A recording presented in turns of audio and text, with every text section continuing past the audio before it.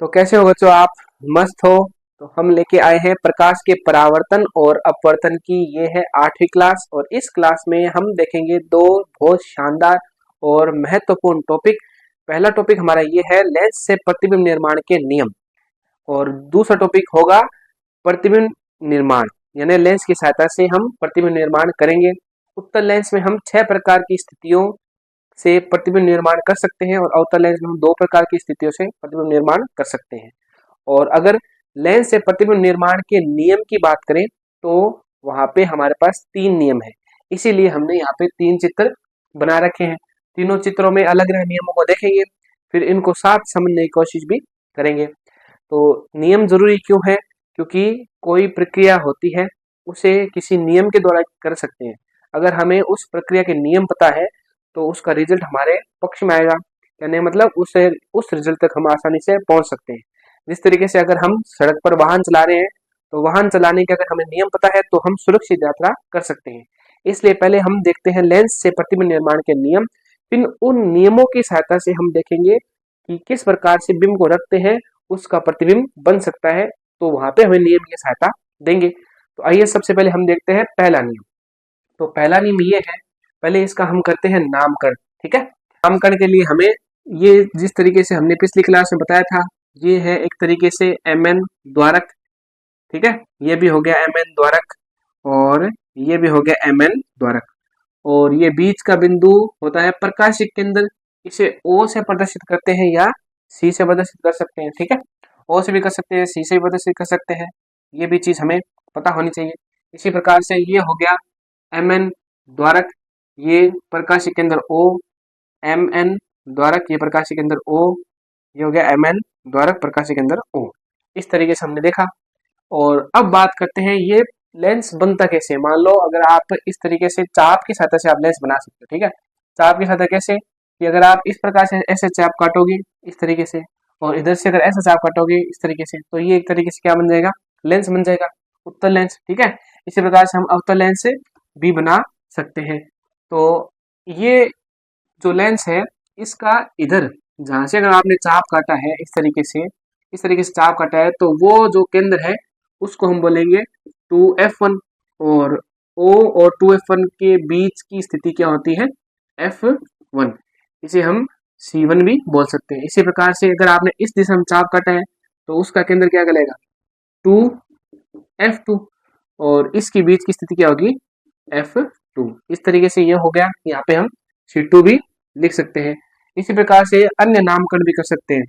इस तरीके से हमने सभी का नामकरण कर दिया है। अब हम देखेंगे पहला प्रतिबिंब निर्माण का नियम, जो क्या है। नियम ये है, जब कोई प्रकाश किरण मुख्य अक्ष के समांतर आपतित होती है, जब कोई प्रकाश किरण उत्तल लेंस की बात कर रहे हैं, मुख्य अक्ष के समांतर आपतित होती है, तो वो अपवर्तन के पश्चात मुख्य अक्ष पर स्थित एक बिंदु से होकर गुजरती है, जो क्या कहलाता है, मुख्य फोकस कहलाता है। इसी प्रकार से अगर अवतल लेंस की बात करें पहले नियम की, तो पहले नियम क्या बताएगा, मुख्य अक्ष के समांतर आपतित होने वाली प्रकाश किरण अपवर्तन के पश्चात क्या हो जाती है, एक बिंदु से अपसरित हुई प्रतीत होती है। मुख्य अक्ष के समांतर आपतित होने वाली प्रकाश किरण अपवर्तन के पश्चात एक बिंदु से अपसरित हुई प्रतीत होती है। कहने का मतलब अगर इसे हम पीछे मिलाएंगे तो हमें यहाँ पे एक तरीके से उसका मुख्य फोकस मिलेगा।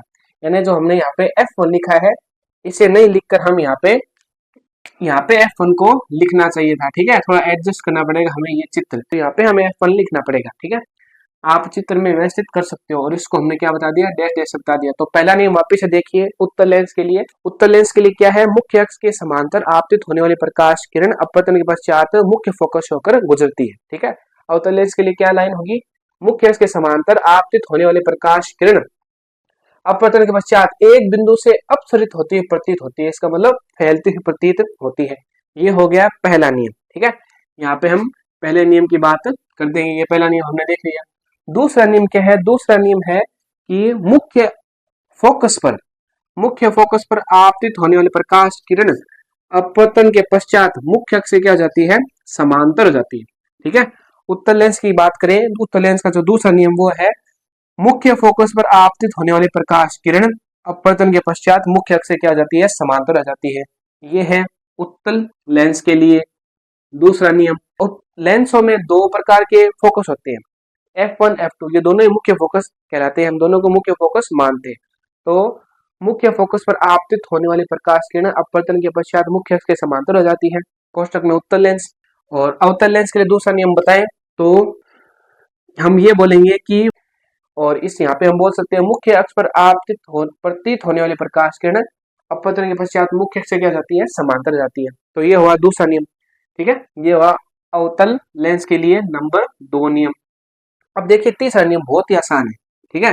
तीसरा नियम सीधा है कि प्रकाश के केंद्र पर आपतित होने वाली प्रकाश किरण सीधी गुजर जाती है बिना विचलित हुए। इसी प्रकार से यहाँ पे होगा, प्रकाश के केंद्र आपतित होने प्रकाश किरण सीधी गुजर जाती है बिना विचलित हुए। तो इस प्रकार से हमारे तीनों नियम हो गए। एक बार अगर वापिस रिवाइज करें तो उत्तल लेंस की क्या बात करेंगे। पहला नियम यह है, मुख्य अक्ष के समांतर आपतित होने वाली प्रकाश किरण अपवर्तन के पश्चात मुख्य फोकस होकर गुजरती है। अवतल लेंस की बात करें तो मुख्य अक्ष के समांतर आपतित होने वाली प्रकाश किरण अपवर्तन के पश्चात मुख्य फोकस से अपसरित होती प्रतीत होती है। मुख्य फोकस पर आपतित होने वाली प्रकाश किरण अपवर्तन के पश्चात मुख्य अक्ष के समांतर हो जाती है। मुख्य फोकस पर आपतित होने वाली प्रकाश किरण, मतलब इसको ऐसे बोल सकते हैं, मुख्य फोकस पर आपतित प्रतीत होने वाली प्रकाश किरण अपवर्तन के पश्चात मुख्य अक्ष क्या हो जाती है, समांतर हो जाती है। प्रकाश के केंद्र पर आपतित होने वाली प्रकाश किरण अपवर्तन के पश्चात सीधी गुजर जाती है बिना विचलित हुए। तो ये हमारे नियम हो गए।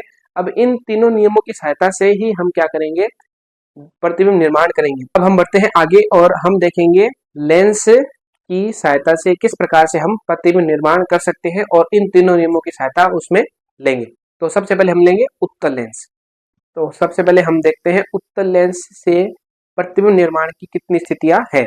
तो अगर हम सबसे पहले हम बिंब को रखेंगे अनंत पर, ठीक है, अगर बिंब है कहाँ पे, अनंत पर है, तो उसका प्रतिबिंब बनेगा F2 पर बनेगा। और कैसा बनेगा, वास्तविक बनेगा, उल्टा बनेगा।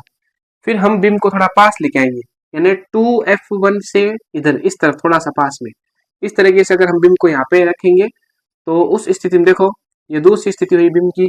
प्रतिबिंब कहाँ पे बनेगा, प्रतिबिंब बनेगा F2 और 2F2 के बीच में, उल्टा बनेगा। और कैसा बनेगा, वास्तविक बनेगा। ये दूसरी स्थिति होगी प्रतिबिंब की। तीसरी स्थिति में अगर बिंब को कहाँ पे रखें, हम 2F1 पर रखें, ठीक है, हमें बिंब का साइज क्या रखना है, बिंब का साइज बराबर रखना है। तो तीसरी स्थिति में हम 2F1 पर बिंब को रखें तो प्रतिबिंब कहाँ बनेगा, 2F2 पर बनेगा, ठीक है, और बिंब के बराबर आकृति का बनेगा, ये बन गया प्रतिबिंब। अगर आप 2F1 और F1 के बीच में यहाँ पे अगर आप बिंब को रखोगे, ठीक है, बिंब का आकार एक जितना रखना है, हमें बराबर रखना है, तो उस स्थिति में प्रतिबिंब बनेगा 2F2 के परे, ठीक है, और बड़ा बनेगा थोड़ा सा, ठीक है। पांचवी स्थिति है, अगर आप बिंब को कहाँ पे रखो, मुख्य फोकस पर रखो, एक तरीके से इधर वाले मुख्य फोकस पर, पांचवी स्थिति में F1 पर रखोगे बिंब को, तो प्रतिबिंब बनेगा अनंत पर और बहुत बड़ा बनेगा। ये होगी पांचवी स्थिति, अनंत बनेगा, बहुत बड़ा बनेगा। लास्ट छठी स्थिति है, इन सभी में तो वास्तविक उल्टा प्रतिबिंब बन रहा है, लेकिन अंतिम स्थिति प्रकाश के केंद्र और मुख्य फोकस के बीच में, देखिए इसे भी मुख्य फोकस बोलते हैं, इसे भी मुख्य फोकस बोलते हैं, ठीक है। तो जब मुख्य फोकस बोल दो या F1 बोल दो और O, अगर कंफ्यूज नहीं हो तो आप सीधा बोल सकते हो F1 और O के मध्य अगर हम क्या रखें, बिंब को रखें, बिंब को यहाँ पे रख दिया तो प्रतिबिंब यहाँ पे इस तरफ बनेगा और कैसा बनेगा, थोड़ा सा बड़ा बनेगा, ठीक है। इस तरीके से अगर F1 और O के मध्य अगर आप बिंब रख रहे हो तो प्रतिबिंब बड़ा बन रहा है। तो हमने देखा हम बिंब का साइज एक समान रख रहे हैं, प्रतिबिंब का साइज क्या हो रहा है, धीरे धीरे बड़ा होता जा रहा है। और अंतिम छठी स्थिति में प्रतिबिंब क्या बन गया, सीधा बन गया और कैसा बन गया, आभासी बन गया। तो ये छह की छह स्थिति हमें अभी देखनी है। तो हम अब देख रहे हैं ये उत्तल लेंस से प्रतिबिंब निर्माण की पूरी छह स्थितियां। उत्तल लेंस से प्रतिबिंब निर्माण की कुल 6 स्थितियां हमने देखी थी, उनमें से दो स्थितियों को हम साथ साथ में पढ़ेंगे जिससे हमें याद करने में आसानी हो। तो सबसे पहले बच्चों देखिए, जब बिंब कहाँ पे हो, अनंत पे हो, ठीक है। तो अनंत पे हो, इसकी जानकारी कैसे मिलेगी, अनंत पे होने का मतलब, अनंत मतलब बिंब तो बहुत दूर होगा, तो उसका चित्र कैसे बनाएंगे, उसको समझने के लिए हम ये करते हैं कि जब कोई प्रकाश किरण मुख्य अक्ष के समांतर आ रही है, ठीक है, दूर से आ रही है तो समांतर आएगी, मुख्य अक्ष के समांतर आएगी, तो समांतर आने का मतलब हम ये समझते हैं कि प्रकाश किरण अनंत से आ रही है, बिंब कहाँ पे रखा गया, अनंत पर रखा गया है। तो इस प्रकार से मान लीजिए कि अनंत पर बिंब है, तो उसकी प्रकाश किरण क्या आएगी, मुख्य अक्ष के क्या आएगी, एकदम समांतर आएगी। इस तरीके से समांतर आ गई। और पहला नियम हमने देखा था, मुख्य अक्ष के समांतर आपतित होने वाले प्रकाश किरण अपवर्तन के पश्चात फोकस से होकर गुजरती है। तो इस तरीके से फोकस से होकर गुजर गई। इसी प्रकार से नीचे एक मुख्य अक्ष के समांतर आपतित प्रकाश किरण हुई, उसी प्रकार से वो क्या होगी, मुख्य फोकस से होकर गुजर गई। नियम के आधार पर ही हम काम करें, अपनी तरफ से कुछ नहीं कर रहे हैं। इसी प्रकार से अगर यहाँ पे हम बनाए, ये प्रकाश किरण आपतित हुई और अपवर्तन पश्चात मुख्य फोकस से होकर गुजर गई।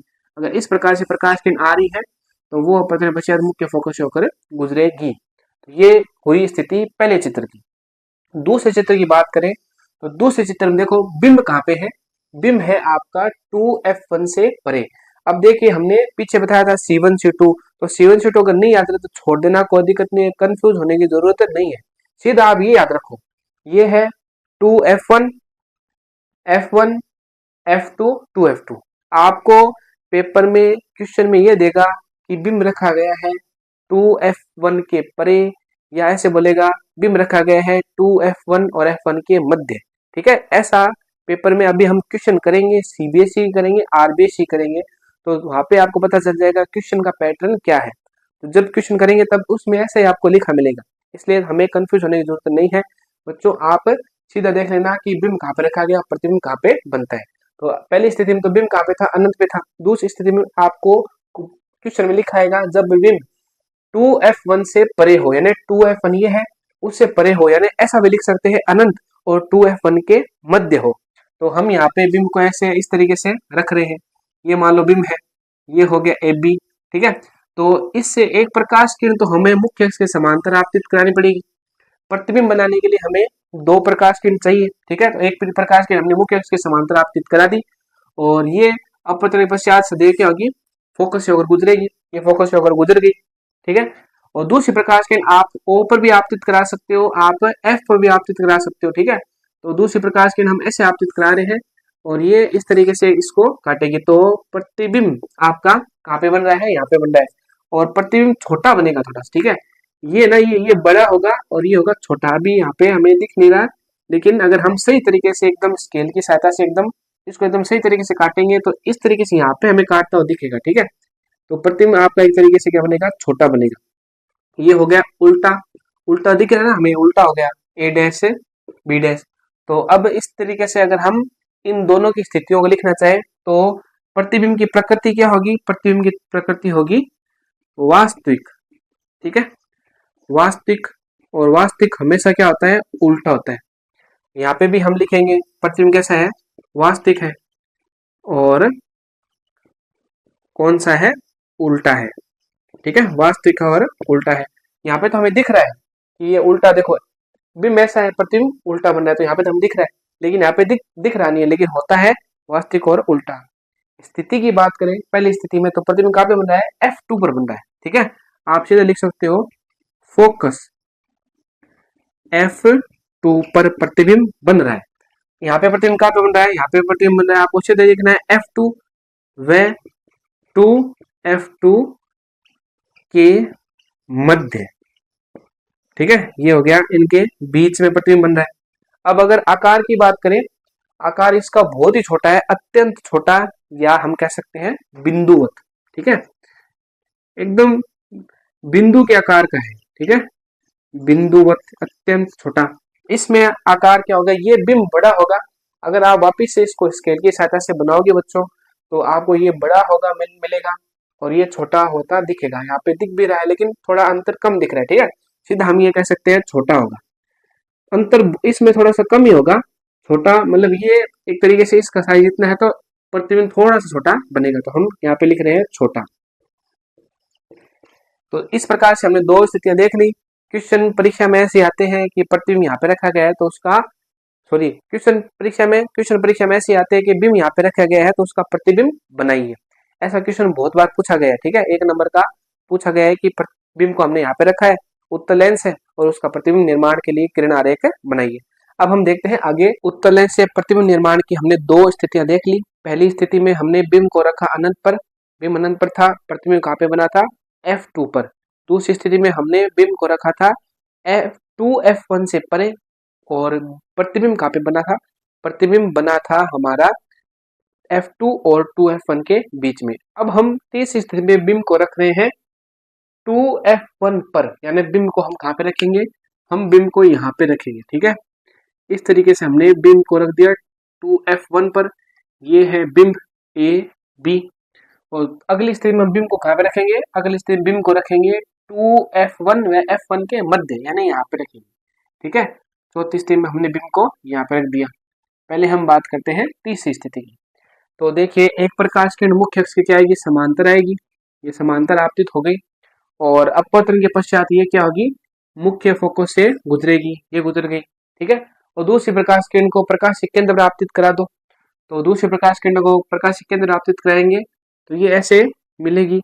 और ये हमें यहाँ पे एक तरीके से ये प्रकाश किरण हमें इस तरीके से यहाँ पे मिलेगी, जो क्या होगा 2f2 होगा। ठीक है, अगर हम ये नाप सही लेवे और ये नाप सही लेवे, ठीक है, जैसे आप मान लो ये 2 सेंटीमीटर ले, ये 2 सेंटीमीटर ले ले, ये 2 सेंटीमीटर ले ले और ये 2 सेंटीमीटर ले ले, तो उस स्थिति में अगर आप बिंब को 2f1 पर रख रहे हो तो प्रतिबिंब कहाँ पे बनेगा, 2f2 पर बनेगा। ठीक है, ये 100% सत्य बात है।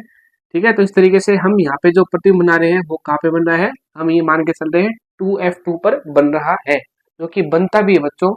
अगर हम एकदम सही तरीके से इनका मान लेके चले तो एकदम यहीं पर ही बनेगा। अब देखते हैं अगली स्थिति। अगली स्थिति में हमने बिंब को कहाँ पे रखा है, 2f1 और f1 के मध्य रखा है। एक प्रकाश किरण मुख्य अक्ष के समांतर आपतित हुई, वो मुख्य फोकस से होकर गुजर गई। दूसरी प्रकाश किरण सी पर आपतित होगी, देखो इस तरीके से सी पर आएगी, वो सी से सीधा इधर चली जाएगी।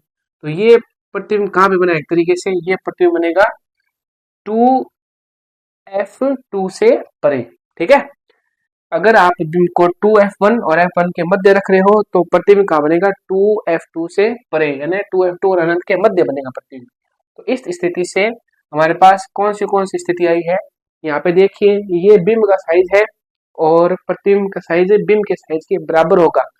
अगर आप बिंब को 2f1 पर रख रहे हो तो प्रतिबिंब 2f2 पर मिलेगा और बिंब और प्रतिबिंब दोनों का आकार साइज क्या होगा, बराबर होगा। अगर आप बिंब को 2f1 व f1 के मध्य रख रहे हो तो प्रतिबिंब बिंब तो ये है और प्रतिबिंब एक तरीके से उल्टा बनेगा। और ठीक है, उल्टा बनेगा, उल्टा होता है वास्तविक, उल्टा होता है वास्तविक। लेकिन बिंब है, बिंब से बड़ा प्रतिबिंब बनेगा यहाँ पे। ठीक है, बिंब के आकार से बड़ा आकार का प्रतिबिंब बनता है। तो अगर हम यहाँ पे स्थिति बोले तो यहाँ पे प्रकृति कौन सी है, वास्तविक, उल्टा। ठीक है, जिससे दिख भी रहा है, ये मान लो बिंब है तो प्रतिबिंब उल्टा हो गया, वास्तविक हो गया। ये बिंब है, प्रतिबिंब उल्टा हो गया, वास्तविक हो गया। दोनों प्रकृति क्या होगी, सेम होगी, वास्तविक उल्टा, वास्तविक उल्टा। यानी शुरुआत की चारों स्थितियां वास्तविक उल्टा प्रतिबिंब हमें मिल रहा है। अब देखिए प्रतिबिंब की स्थिति, तो प्रतिबिंब कहाँ पे बनेगा बताओ, प्रतिबिंब बनेगा 2f2 पर। ठीक है, और यहाँ पे हम क्या लिखेंगे, यहाँ पे हम लिखेंगे 2f2 से परे। ठीक है, या ऐसे कह सकते हो 2f2 और अनंत के मध्य। अब आकार की बात करें तो कि आकार होगा बराबर, यानी बिंब के आकार का प्रतिबिंब बन रहा है। यहाँ पे देखो, यहाँ पे बिंब से थोड़ा बड़ा प्रतिबिंब बनेगा तो इसे यहाँ पे हम बोलेंगे बड़ा। ठीक है, ऐसे कह सकते हो बिंब से बड़ा। तो ये 4 स्थितियां हुई। इन 4 स्थितियों को बच्चों नोट करना और क्वेश्चन यहीं से बनने वाले हैं, क्योंकि अगर हम कभी क्वेश्चन करेंगे तो हमें पता चलेगा हाँ इस तरह के क्वेश्चन पूछेंगे। तो अब हम देखते हैं अंतिम 5वीं और 6ठी स्थिति, जो उत्तल लेंस से प्रतिबिंब निर्माण की है। अब हम उत्तल लेंस से प्रतिबिंब निर्माण की अंतिम 2 स्थितियां देखते हैं। पहली स्थिति में हमने बिंब को रख रखा है f1 पर, तो प्रतिबिंब कहाँ पे बनेगा, अनंत पर बनेगा। आइए देखते हैं, अगर आप बिंब को यहाँ पे रखोगे f1 पर, इस तरीके से हमने f1 पर बिंब को रख दिया, बिंब है ए बी। तो इससे देखते हैं प्रतिबिंब निर्माण करेंगे। तो एक प्रकाश किरण मुख्य अक्ष के समांतर, ये मुख्य अक्ष इसके समांतर आपतित की और मुख्य फोकस होकर ये प्रकाश किरण गुजर गई। दूसरी प्रकाश किरण सीधी प्रकाश केंद्र में आपतित करेंगे, देखो दूसरी प्रकाश किरण प्रकाश केंद्र में आपतित की और ये सीधी ऐसे गुजर गई। तो अगर हम इनको देखें तो ये प्रकाश किरण हमें इस तरीके से अनंत पर मिलती हुई समांतर प्रतीत हो रही है। कहने का मतलब ये है कि अगर आप मुख्य फोकस f1 पर बिंब को रखोगे तो उसका प्रतिबिंब की जो किरणें होगी वो ऐसे समांतर चलती हुई आगे की तरफ बढ़ेगी और हम क्या समझेंगे, हमें ये समझना है, यहाँ पे हम ये बोलेंगे कि ये प्रकाश किरण एक दूसरे के समांतर है, तो समांतर है तो ये कहीं अनंत पर जाके मिलेगी और प्रतिबिंब भी कहाँ पे बनेगा, अनंत पर बनेगा। तो इस प्रकार से ये अनंत पर जाती हुई समांतर प्रतीत हो रही है, तो हम ये बोलेंगे कि ये इनके द्वारा प्रतिबिंब निर्माण कहाँ पे होगा, अनंत पर होगा। तो प्रतिबिंब की प्रकृति कैसी है, वास्तविक। ठीक है, प्रतिबिंब की प्रकृति है वास्तविक, वास्तविक है तो वो उल्टा होएगा। और स्थिति कहाँ पे होगी, अनंत पर। प्रतिबिंब कहाँ पे बनेगा, अनंत पर बनेगा। ठीक है, और आकार कैसा होगा, बहुत बड़ा, बहुत बड़ा आकार का प्रतिबिंब बनेगा। ये हो गया बहुत बड़ा का आकार। ये प्रकाश किरण ऐसे समांतर जा रही है तो हम ये कहेंगे कि समांतर जाने वाले प्रकाश किरण अनंत पर कहीं जाके मिलेगी और वहां पे इसका प्रतिबिंब बनेगा। अब देखते हैं अंतिम स्थिति। अंतिम स्थिति देखिए, बिंब को कहाँ पे रखना है, F1 और O, यानी मुख्य फोकस, पहला वाला मुख्य फोकस और प्रकाश के अंदर O के मध्य अगर आप बिंब को रखोगे इस तरीके से। ठीक है, तो देखते हैं प्रतिबिंब कहाँ पे बनेगा। हमें ऐसे प्रकाश की नापतिर करनी है मुख्य अक्ष के समांतर और वो फोकस से होकर गुजरेगी। ठीक है, अब अगर हम दूसरी प्रकाश की नापतिर करें प्रकाश के केंद्र पर तो वो ऐसे जाएंगी। देखो यहाँ पे तो हमें ये फैलती हुई नजर आ रही है, फैल रही है, तो हम ये कहेंगे कि ये फैलेगी, मतलब ये कहीं पर भी इस दिशा में तो क्रॉस नहीं करेगी। फैलने का मतलब ऐसे जा रही है। ठीक है, फैलने का मतलब ऐसे जा रही है, इसका मतलब ये है कि ये कहीं भी एक दूसरे को क्रॉस नहीं करेगी, प्रतिच्छेद नहीं करेगी। तो जब प्रतिच्छेद नहीं करेगी तो प्रतिबिंब इस दिशा में तो बनेगा ही नहीं, हमें प्रतिबिंब इस दिशा में हमें नहीं मिलेगा। तो हम क्या करेंगे, इस प्रकाश किरणों को पीछे मिलाएंगे इस तरीके से। अगर इस प्रकाश किरणों को इस तरीके से पीछे मिलाएंगे तो ये हमें कहीं यहाँ पर क्रॉस करती हुई प्रतीत होगी और यहाँ पर इसका प्रतिबिंब बनेगा ए डैश और बी डैश। ये है बिंब ए और बी। तो इस तरीके से बच्चों अगर आप बिंब को कहाँ रखोगे, F1 O के मध्य रखोगे तो ये प्रकाश किरण आगे की तरफ फैलती है दिख रही है हमें, यानी यहाँ पे तो प्रतिबिंब नहीं बनेगा। तो अगर इन प्रकाश किरणों को पीछे की तरफ मिलाएंगे तब कहीं यहाँ पे जाते हमें ये क्रॉस करती हुई मिलेगी और हम ये बोलेंगे कि इसका जो प्रतिबिंब है वो कैसा होगा। देखो जहाँ पे बिंब रखा है उसी दिशा में प्रतिबिंब बन रहा है, तो प्रतिबिंब प्रकृति कैसी है, आभासी। प्रतिबिंब है आभासी और आभासी होता है वो क्या होता है, सीधा होता है। और स्थिति का है, स्थिति आप ऐसे कह सकते हो 2F1 से परे, या हम ऐसे कह सकते हैं जिस दिशा में बिंब है उसी दिशा में। ठीक है, यानी बिंब की ओर, बिंब की ओर, यानी हमने जहाँ पे बिंब रखा है उसी तरफ प्रतिबिंब बनेगा। और प्रतिबिंब बनेगा कैसा, आकार कैसा होगा, प्रतिबिंब का आकार होगा बड़ा।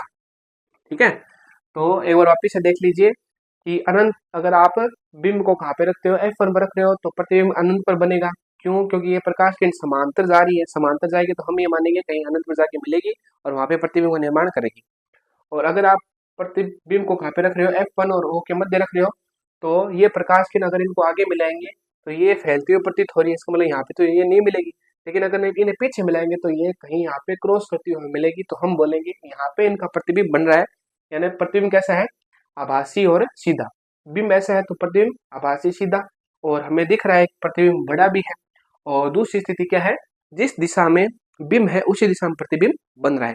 तो ये स्थिति हो गई। अब हम बढ़ते हैं अवतल लेंस की तरफ। जो अवतल लेंस की दो स्थितियां हैं उनके बारे में देखते हैं। अवतल लेंस से प्रतिबिंब निर्माण की स्थितियों को हम देखते हैं तो यहाँ से केवल मात्र दो स्थितियां बनती है। ठीक है, क्योंकि अगर आप बिंब को अनंत पर रखोगे तो उसका प्रतिबिंब कहाँ पे बनेगा, F2 बनेगा। दूसरी स्थिति में अगर आप बिंब को कहाँ पे रखोगे, अनंत और प्रकाश केंद्र के मध्य कहीं भी रख दो, ठीक है, उसका जो प्रतिबिंब है वो कहाँ पे बनेगा, F1 और O के मध्य बनेगा। चाहे कैसी स्थिति हो उसका प्रतिबिंब कहाँ पे बनेगा, F1 और O के मध्य ही बनेगा। तो इस परिस्थितियों की वजह से अवतल लेंस के अंदर केवल मात्र दो स्थितियां से ही हम प्रतिबिंब निर्माण कर सकते हैं। तो आइए सबसे पहली स्थिति देखते हैं। जब बिंब अनंत पर हो तो प्रकाश किरणें क्या होगी, मुख्य अक्ष की क्या आएगी, समांतर आएगी। जब बिंब अनंत पर होता है तो प्रकाश किरणें मुख्य अक्ष की क्या आती है, समांतर आती है। और अपवर्तन के पश्चात ये एक बिंदु से अभिसरित होती हुई प्रतीत होती है। ऐसी लाइनें बोलना हमें जरूरी है। ठीक है, और इसी प्रकार से अगर जब प्रकाश किरण मुख्य अक्ष की क्या आती है, समांतर आती है, तो अपवर्तन के पश्चात वह एक बिंदु से अभिसरित हुई प्रतीत होती है और वो बिंदु होता है मुख्य फोकस। तो इस तरीके से प्रतिबिंब बन गया हमारा। यहाँ पे प्रकाश किरणों को पीछे मिलाएंगे तो यहाँ पे F1 मिलेगी और हम कहेंगे कि प्रतिबिंब कहाँ पे बन रहा है, F1 पर बन रहा है। और प्रतिबिंब बनेगा कैसा, अवतल लेंस की बात करें तो अवतल लेंस से प्रतिबिंब सदैव बनता है वास्तविक और सीधा। तो हम यहाँ पे प्रकृति क्या बोलेंगे, सॉरी, अवतल लेंस की बात करें तो अवतल लेंस से जो प्रतिबिंब बनता है वो कैसे बनता है, आभासी और सीधा। ठीक है, वास्तविक होगा वो तो उल्टा होगा। उत्तल लेंस की 5 स्थितियां वास्तविक उल्टे प्रतिबिंब को बना रही थी, छठी स्थिति में प्रतिबिंब बना आभासी और सीधा। यहाँ पे अवतल लेंस में दोनों स्थितियों में प्रतिबिंब कैसे बनेगा, आभासी सीधा, इसलिए हम यहाँ पे लिख रहे हैं आभासी। ठीक है, आभासी लिख रहे हैं और आभासी होगा वो क्या होगा, सीधा होगा। और अगर यहाँ पे भी हम आभासी सीधा लिख सकते हैं बिना प्रतिबिंब बनाए, क्योंकि प्रतिबिंब बनाएंगे तो वो कैसा बनेगा, आभासी सीधा बनेगा, इसलिए हम पहले से ही लिख रहे हैं आभासी और सीधा। और स्थिति का है, स्थिति आप कह सकते हो F1 पर। ठीक है, यानी फोकस पर। आकार कैसा है, अत्यंत छोटा, यानी अत्यंत छोटा, अत्यंत छोटा आकार का है। ठीक है, हम बोल सकते हैं बिंदुवत है, अत्यंत छोटा आकार है, बिंदुवत है। ठीक है, अत्यंत छोटा, बिंदुवत या बहुत ही छोटा। और ये स्थिति हो गई पहले बिंब के लिए, ऐसा प्रतिबिंब हमें मिल रहा है। दूसरी स्थिति देखिए, अगर आप बिंब को कहाँ रखोगे, अनंत और प्रकाश केंद्र के मध्य कहीं रख दो। ठीक है, हम ये मान के चल रहे हैं, हम बिंब को आपके चित्र जो आपके बुक में दे रखा है उस हिसाब से चले तो बिंब कहाँ पे रख रखा है, F1 और 2F के मध्य यहाँ पे बिंब रख रखा है। ठीक है भाई, यहाँ पे बिंब रखा है, इस बिंब को नाम क्या दोगे, नाम दोगे AB। ठीक है, पहली प्रकाश किरण मुख्य अक्ष के समांतर आई और ऐसे चली गई और इसको पीछे मिलाओगे तो ये फोकस पर मिलती हुई प्रतीत होगी। हम ऐसे बोलेंगे, जब कोई प्रकाश किरण मुख्य अक्ष के समांतर आती है तो वह अपवर्तन के पश्चात क्या क्या होती है, फोकस से अपसरित होती हुई प्रतीत होती है। ठीक है, दूसरी प्रकाश किरण आपको सीधी किस पर डालनी है, प्रकाश के अंदर C पर डालनी है। तो देखिए कहाँ क्रॉस कर रहा है, यहाँ पे क्रॉस कर रही है, यहाँ पे हमारा प्रतिबिंब बन गया A डैश B डैश। तो देखो बिंब कैसा है, ऐसा है, प्रतिबिंब कैसा है, ऐसा है, तो आभासी और सीधा। यहाँ पे हमें दिखता तो नहीं है आभासी सीधा, लेकिन होता है आभासी और सीधा। तो यहाँ पे भी प्रतिबिंब आभासी सीधा होगा। और स्थिति क्या होगी, स्थिति आप बोलोगे F1 व O, यानी F1 वह प्रकाशिक केंद्र के मध्य बनेगा प्रतिबिंब। ठीक है, और आकार कैसा होगा, आकार होगा इसका छोटा। तो ये तो कुल मिला के 8 स्थितियां हमने देख ली और 6 स्थितियां थी उत्तल लेंस की और 2 स्थितियां थी अवतल लेंस की। इनकी आप आसानी से व्याख्या कर सकते हो। इसकी व्याख्या करें तो मुख्य अक्ष के समांतर आपतित होने वाली प्रकाश किरण अपवर्तन के पश्चात एक बिंदु से अपसरित होती प्रतीत होती है और वो बिंदु होता है फोकस बिंदु। ठीक है, और इसी तरीके से यहाँ पे मुख्य अक्ष के समांतर आपतित प्रकाश किरण होगी तो वो अपवर्तन के पश्चात एक बिंदु से अपसरित होते हुए प्रतीत होगी और दूसरी प्रकाश किरण को हम सीधा प्रकाश के केंद्र में मिलाएंगे तो ये दोनों किरणें जहाँ पे क्रॉस करेगी वहां पे प्रतिबिंब बनेगा और प्रतिबिंब बनेगा आभासी और सीधा और प्रकाश के अंदर और F1 के मध्य। तो ये स्थितियां हुई। अधिकतर हमें व्याख्या नहीं पूछते हैं, अधिकतर हमें सीधा पूछते हैं कि बिंब यहाँ पे रखा गया है और उसका चित्र आरेख, किरण आरेख बनाइए। अब हम देखेंगे क्वेश्चन जो पिछले सालों के आए हुए हैं।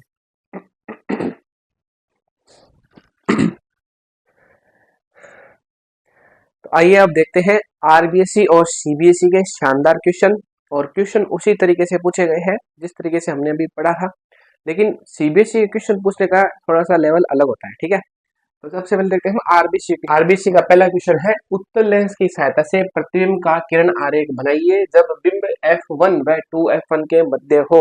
तो ये क्वेश्चन जो आपको करना है, क्योंकि अभी हमने किया था जब बिंब कहाँ पे है, F1 और 2F1 के मध्य है, तब प्रतिबिंब कहाँ बनेगा, 2F2 से परे बनेगा। ठीक है, यानी जब आपका बिंब होता है, कहाँ पे होता है बिंब, जब बिंब होता है 2F1 पर तो प्रतिबिंब कहाँ बनेगा, 2F2 में बनेगा। अब आप बिंब को और इधर लिए, यानी F1 और 2F1 के बीच लिए तो प्रतिबिंब और उधर बनेगा। ठीक है, यानी 2F2 से परे बनेगा और प्रतिबिंब वास्तविक होगा, उल्टा होगा और प्रतिबिंब का आकार क्या होगा, बिंब से बड़ा होगा।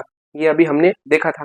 कौन सी स्थिति थी, पहली स्थिति तो अंतिम अनंत पर होती थी, दूसरी स्थिति 2F1 से परे होती थी, तीसरी स्थिति होती थी 2F1 पर और चौथी स्थिति थी जो हमें दे रखी है 2F1 और F1 के मध्य। तो चौथी स्थिति जो हमने चित्र बनाया था उत्तल लेंस के लिए, बिंब का प्रतिबिंब जो चित्र बनाया था वो क्वेश्चन यहाँ पे पूछा गया है। ठीक है, अब हम देखते हैं सीबीएसई का लेवल देखिए क्या है। किसी अपसरी लेंस, अपसरी लेंस का मतलब कौन सा लेंस, अवतल लेंस। ठीक है, उत्तल लेंस तो होता है अभिसारी लेंस, अपसरी लेंस का मतलब कौन सा लेंस, अवतल लेंस। ठीक है, बोलेगा नहीं यहाँ पे हमें अपना ही दिमाग लगाना पड़ेगा। अपसरी लेंस का मतलब अवतल लेंस। ठीक है, किसी अपसरी लेंस यानी अवतल लेंस के संदर्भ में नीचे दिए गए पदों की परिभाषा लिखिए। परिभाषा लिखनी है।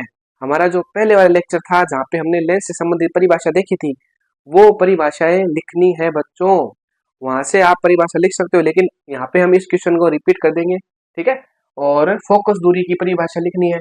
एक चीज और देखो, परिभाषा आप बिना चित्र के आप नहीं लिख सकते। ठीक है, क्योंकि चित्र भी पूछा। देखो, आप अपने उत्तर के दृष्टांत के लिए नामांकित आरेख खींचे, यानी नाम से अंकित आरेख भी खींचना है। तो पहले हम बनाते हैं चित्र, फिर चित्र की सहायता से हम उन दोनों की परिभाषा बताएंगे। तो अभी हमें थोड़ी सी यहाँ पे जगह करनी है। हमने सीबीएसई क्वेश्चन देखा था, उसका आंसर देखते हैं। तो उसमें हमें दो चीज पूछी गई तो वैसे तीन चीजें थी। ठीक है, एक तो पूछा गया था मुख्य फोकस, दूसरा पूछा गया फोकस दूरी, और कौन सा लेंस दिया गया था, अपसरी लेंस दिया गया था। तो हमने अपसरी लेंस बना लिया। एक चीज और पूछी गई थी कि जो आप परिभाषा दे रहे हो उसका चित्र बनाओ। तो चित्र बनाने के लिए हमने इस तरीके से एक अपसरी लेंस यानी अवतल लेंस बना लिया, और ये इसका होगा प्रकाशिक केंद्र और ये होगा इसका द्वारक। ठीक है, अब बराबर हमें लाइन लेनी पड़ेगी तभी हमारा चित्र बनेगा। ये आपका हो जाएगा F1। ठीक है, इतनी दूरी F1 हो गया, और इतनी दूरी का क्या हो जाएगा, ये हो जाएगा 2F1। इसी तरीके से ये दूरी बराबर ले लो, इस तरीके से ये दूरी बराबर हो जाएगी। ठीक है, ये और ये दूरी बराबर, तो ये इतना हो जाएगा, यानी का मतलब ये हो जाएगा F2 इस तरीके से, और ये आपका हो जाएगा 2F2। अब हम पहले मुख्य फोकस की परिभाषा देखते हैं कैसे होगी। हमें मुख्य फोकस की परिभाषा देखने के लिए हमें एक प्रकाश किरण की आवश्यकता है। ठीक है, तो हम क्या करेंगे, मुख्य अक्ष के समांतर प्रकाश किरण आपतित करेंगे। ठीक है, मुख्य अक्ष के समांतर प्रकाश किरण आपतित करते हैं तो वो अपवर्तन के पश्चात एक बिंदु से अभिसरित होती प्रतीत होती है। ये परिभाषा ही है मुख्य फोकस की। ठीक है, यानी अगर इसको हम पीछे मिलाएंगे तो हमें एक तरीके से यहाँ से आती हुई प्रकाश किरण प्रतीत होगी। वापिस से मुख्य फोकस की परिभाषा देख लो बच्चों, चित्र हमें यही बनाना है। यहाँ पे मैं थोड़ा डैश डैश डैश ऐसे करके दिखाना पड़ेगा। ठीक है, आपको स्केल से इस तरीके से एडजस्ट करना है, एकदम सीधी लाइन आ जाए। ठीक है, यहाँ पे हमें थोड़ा अपना दिमाग लगाना है, एकदम सीधी लाइन आनी चाहिए। हमने तो हाथ से ही बनाया था, स्केल तो है नहीं। ठीक है, तो अब देखिए वापस मुख्य फोकस की परिभाषा क्या करेंगे।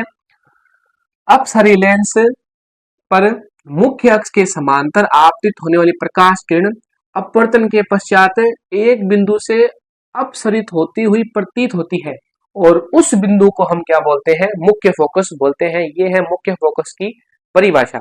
बहुत ही साधारण और बहुत सिंपल परिभाषा है जो एकदम याद रहेगी। होती हुई प्रतीत होती है अपसरित। ठीक है, वापस देखिए, मुख्य अक्ष के समांतर आपतित होने वाले प्रकाश किरण अपसरी लेंस से जब उसका होता है अपवर्तन, तो अपवर्तन के पश्चात वो एक बिंदु से अपसरित होती हुई प्रतीत होती है। ये हो गई उसकी मुख्य फोकस की परिभाषा। अब फोकस दूरी की परिभाषा तो बहुत ही आसान है, आपको सीधा सीधा बोलना है मुख्य फोकस और लेंस के प्रकाशिक केंद्र के मध्य की जो दूरी होती है वो होती है फोकस दूरी। ठीक है, यानी मुख्य फोकस और लेंस के प्रकाशिक केंद्र के मध्य दूरी होती है फोकस दूरी, जिसे हम एफ से प्रदर्शित करते हैं। ये आपका क्वेश्चन हो गया। इस क्वेश्चन में ये पूरा चित्र हमें बनाना था और दोनों परिभाषाएं देनी थी। इस तरीके से ये क्वेश्चन बहुत ही मजेदार क्वेश्चन है, क्योंकि इसमें हमें अपना दिमाग लगाना पड़ेगा। ठीक है, और ज्यादा मेहनत करनी पड़ेगी। अब देखते हैं लास्ट क्वेश्चन सीबीएसई का क्या आया था। कोई बिंब क्या है, फोकस दूरी एफ के किसी उत्तल लेंस के सामने स्थित है, यानी कोई मान लो उत्तल लेंस है। ठीक है, उत्तल लेंस, ये उत्तल लेंस हो गया। ठीक है भाई, और इस उत्तल लेंस की फोकस दूरी ये प्रकाश के अंदर मान लो, और ये इसकी मान लो फोकस दूरी है एफ। ये फोकस दूरी है, और ये क्या हो जाएगा इसका, एक तरीके से सॉरी, ये हो जाएगा आपका F1 और ये हो जाएगा F। ठीक है, मतलब कहने मतलब ये हो जाएगा 2F1 और ये हो जाएगा F1, और ये फोकस दूरी F दे रखी है। ठीक है, आगे देखते हैं। यदि बिंब की लेंस से दूरी, यानी बिंब की लेंस से दूरी 2F है, कहने मतलब ये F और ये F कितनी होगी, 2F होगी। यानी आप आपने बिंब को कहाँ पे रखा है, आपने बिंब को रखा है 2f1 पर, तो उत्तर तो मिल गया। हमने देखा था जब उत्तल लेंस हो और बिंब को कहाँ रखे, 2f1 पर रखेंगे तो प्रतिबिंब कहाँ बनेगा, 2f2 पर बनेगा और उल्टा बनेगा और वास्तविक बनेगा और बिंब के आकार का ही बनेगा। ठीक है, ये तो आंसर आ गया हमारे पास। आगे देखो क्या दे रखा है, तो प्रतिबिंब बनने को दर्शाने के लिए किरण आरेख खींचे, इस प्रकरण में आवर्धन का मान लिखिए। पहले हम बनाते हैं प्रतिबिंब। ठीक है, ये दूरी आपको बराबर लेनी है स्केल की सहायता से, तभी आपका प्रतिबिंब बढ़िया तरीके से बनेगा। ये हमारा हो गया f2। ठीक है, ये दूरी बराबर और ये दूरी बराबर, ये हो जाएगा 2f2। अब प्रकाश किरण एक तो मुख्य अक्ष के समांतर आपतित होगी, वो मुख्य फोकस से होकर गुजरेगी। ठीक है, ये एक प्रकाश किरण होगी और दूसरी प्रकाश किरण आपको सी पर डालनी है। ठीक है, सी पर डालोगे, स्केल से मिलानी है और इस तरीके से मिलाओगे तो यहाँ पे हमें एक तरीके से इसका प्रतिबिंब बनता दिखेगा।